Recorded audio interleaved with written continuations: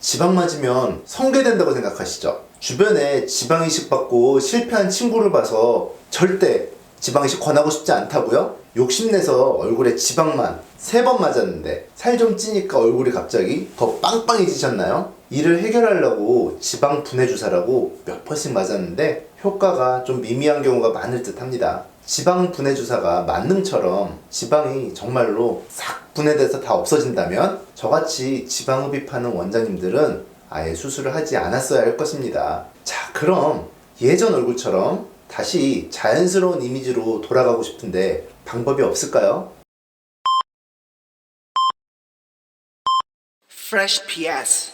넣었던 지방들을 다시 빼고 싶은데 이게 가능할까요? 그럼요. 그게 가능하니까 제가 이렇게 또 카메라 앞에 서서 말씀드리는 거 아니겠습니까? 먼저 지방 이식을 하게 되면 한번 이식된 지방 세포는 점점 사라지는 것이 아니라 똑같이 얼굴 조직과 같은 내 살들이기 때문에 살이 찌면 똑같이 찌고 살이 빠지면 똑같이 빠지는 것입니다. 따라서 처음 지방 이식을 하고 욕심을 내서 몇 번씩 좀 더 했다가 체중 조절을 하지 못했을 경우에 이식을 했던 부위만 살이 더 올라오는 그런 경험을 할 수 있을 것입니다. 그렇다고 다시 살 빼는 건 절대 쉽지 않죠? 또 예전에는 살짝 통통한 게 귀엽고 어려 보이는 이미지인 듯 해서 그렇게 지방 이식을 했었는데 이제는 조금 나이도 들고 주변에서 성형한 티가 좀 많이 난다고 얘기를 듣거나 요즘의 스타일로 봤을 때는 좀 과한 느낌이 있어서 어울리지가 좀 않기도 합니다. 가장 어색하고 좀 티가 나게 되는 부위는 바로 악강대 쪽 부위와 또 옆볼 쪽 부위가 되겠습니다. 그 다음은 볼록한 이마 부위가 되겠습니다. 이 부위들이 제가 진료를 보면서 환자분들이 가장 빼고 싶어하고 복원을 하고 싶어하는 부위입니다. 그렇다면 지방 이식한 그 지방만 뺄 수가 있을까요? 물론 어느 부위에 얼마나 지방을 어떻게 수술했는지 말씀해 주신다면 많은 도움이 되겠지만 대부분 기억을 좀 못하시거나 정확히 알지 못하는 경우가 좀 많아요.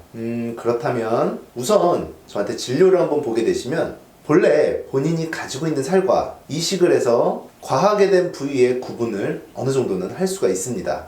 그렇다면 과하게 지방이 이식된 부위와 다른 부위의 경계와 비율, 굴곡 등을 고려해서 수술의 플랜과 디자인을 결정을 해야겠습니다. 또한 아주 좀 가끔 보이는 경우인데 이전에 심하게 과주입을 한 경우에는 오일낭종, 즉 석회화라 불리는 것이 있는 경우도 있으므로 수술 시 초음파로 확실히 확인하고 있다면 즉시 제거를 하고 수술을 하게 됩니다. 제가 특히 잘하는 부분 중 또 하나는 이마에 과주입된 지방을 빼는 것입니다.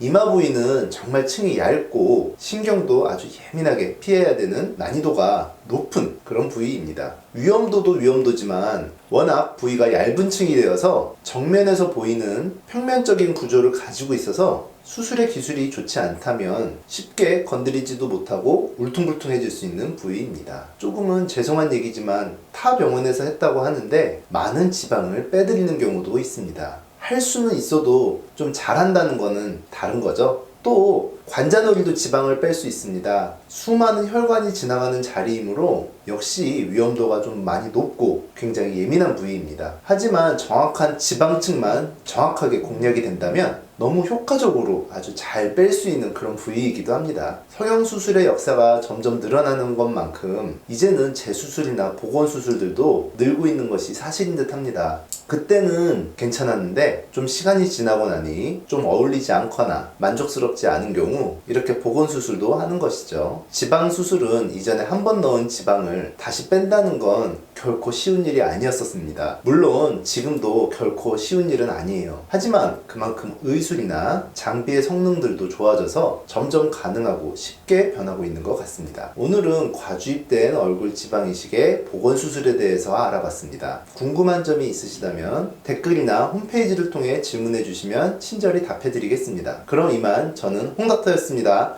감사합니다.